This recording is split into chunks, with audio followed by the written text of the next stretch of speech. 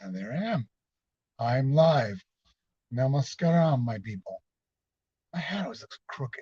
It's not. Huh. Oof, goodness. Starting my day, it's 8:19. So already we only have like 3 hours and some minutes left to my shift, and that's a good thing. I have big plans this weekend. We got my event coming up, March 19th, Sunday. Tickets are 16.52. I thought that was a reasonable number. It's uneven because of the fees that Eventbrite adds.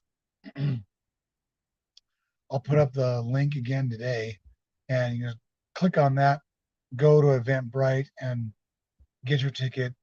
It'll notify me, and then of course I'll invite you to the live broadcast on Facebook, which will be coming from StreamYard, by the way. So it'll be recorded simultaneously by YouTube, and then I can uh, preserve that video. 2 hours long, a lot of emphasis on what to do on sadhana. What do you actually do to get from A to B? As I've said before, the saints have no other self to tune into. Their place in consciousness, they completely ignore ego, completely ignore ego. It cannot be destroyed. We say the term. If you destroyed your ego, you wouldn't be living in a body anymore. But you can dissolve the ego into the self, giving up what we like, giving up who we think we are. Scariest thing in the world. And yet our on the other side, there's no scariness at all. It's just pure bliss, joy, contentment with your life, the ability to create what you want. All that, all that awaits us. The mind has us convinced that if we give it up and stop thinking and stop believing the voice in our head, everything will fall apart. Everything will fall apart. None of that is true at all.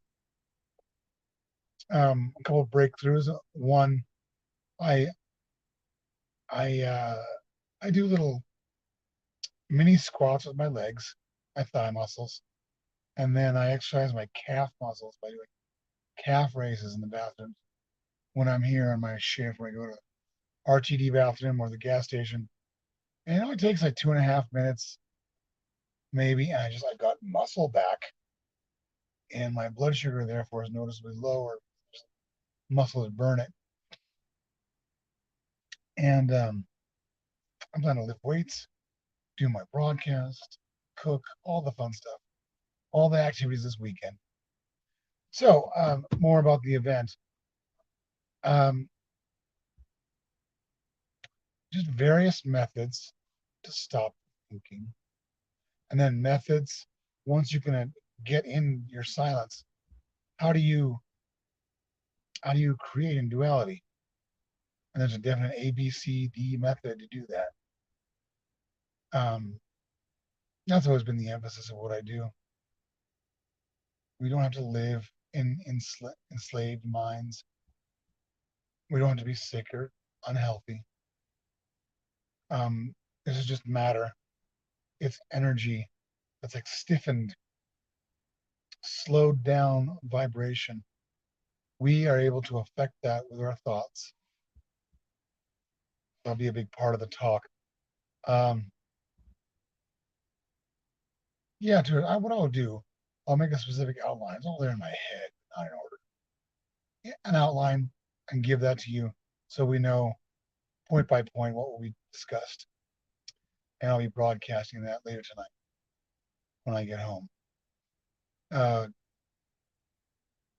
so I went down some stairs yesterday. For boy, 10 years since my first original sprain, I've been going downstairs sideways, holding on to the rail because of the weakness in the left knee there. So for 3 months is what I've been doing these little exercises at work, and I didn't think much about it. I mean, the muscles are you feel they're larger, But I just thought I'd try to go down a stair straight without holding onto a rail and just see if I could.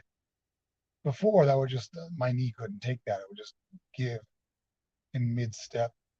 I went down the stairs straight, normally, not at a normal speed, but I was able to do it, and I haven't been able to do that for 10 years, at least, at least longer actually, like since 2010 or so.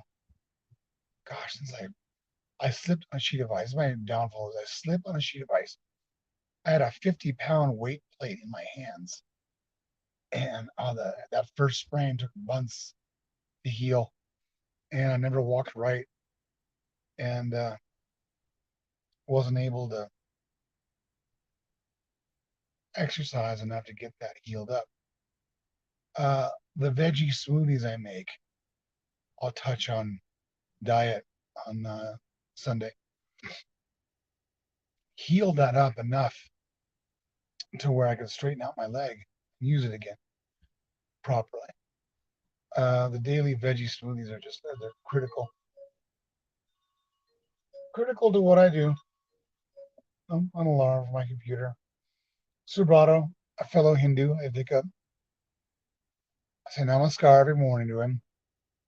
And I have quite a few Hindu friends out here who are surprised that I am and surprised I know as much as I do know about my Hinduism.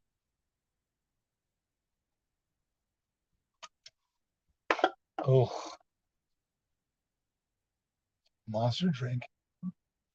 I want to make double sure I'm awake and alert because with this bus, I mean, you take one, you just not notice something real quick. You don't look around your mirror. A person can be standing behind your mirror, behind the A beam there, and if you don't look, you'll miss them and you'll hit them. And it's real easy to make a mistake like that. So I have a caffeine in the morning. I'll burn it off later. And with my meditation, my sadhana, I don't get jittery with. I don't allow that energy to be used that way. Uh, we will definitely discuss anxiety. Big problem. All based on fear. All based on ego. All based on not being in the moment, being in the future. Oh my God, what's going to happen? And geez, I really fucked up in the past. Look at that. Look at that. Look at that. And that is anxiety. And we don't need to live with that. The future and past cannot exist in this moment, of course. That's the whole base. That's the whole be here now. Be here now. Um, the other breakthrough I had, I've discussed a little bit, to strongly take time out of the day to strongly and throughout the day give silent thoughts and no other thoughts, just the one, and seeing myself teaching classes, seeing my PayPal doing well, being able to travel. I have met many invitations to India and England, both able to take care of my kids. When they need something, I just simply get it for them. New clothes, new shoes, a telescope. My kids want a telescope, a decent microscope. My daughter's fascinated by the microscope we have. It's a very cheap. It doesn't do well. So forth and so on. I think so they're wealthy enough to pursue what they want to pursue. A decent set of Prismacolors for my son. My youngest boy draws, and he draws well. Enough wealth to really give my family and myself a good life and give them opportunities. Groceries now are like 300 a week. I'm not talking steaks. I'm talking like enough food to feed them. We eat a lot of Indian and Japanese food, mostly rice and vegetables, because that's more affordable. It's also what both of our cultures cook and eat. I would be able to treat my kids once in a while. Once in a while. Um, it's expensive to live now, especially where we live. Um, so there it is. Wealth beyond that, I do plan to go beyond that. If Swami Nityananda and his bullshit, if if what's that guy's Joel Osteen can rake in 52 million a year, spouting off pure crap to people, I can do well telling people the truth, often less popular though. Really, nobody wants to give up themselves. I think the average person rather give up nothing and just think that, well, I can do the same things I've been doing, but can I be joyful? No, you can't. It doesn't. It stands to reason that you can't just keep doing the same thing. Some other result will result. Those will all be touched upon Sunday. I really believe that we can be as wealthy as we'd like to be, living where we want to be, have the life we want, and we can have pure joy and contentment in every moment because that's our nature, because that's what we are. That's what we are.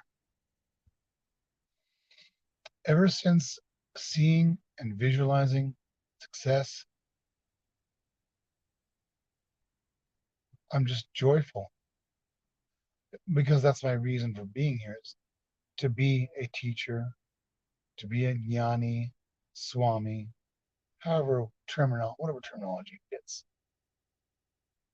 And as I get close to doing that, there's just endless joy about it when I'm in alignment with my sole purpose of being here. Oh, 8:31. I still got time. That's nice. A 45-minute respite in between runs. I dearly love you all. I know you all don't need to live in anxiety and fear of what was and what might be. Anyone who wants to can live in joy. Namaskaram, my people.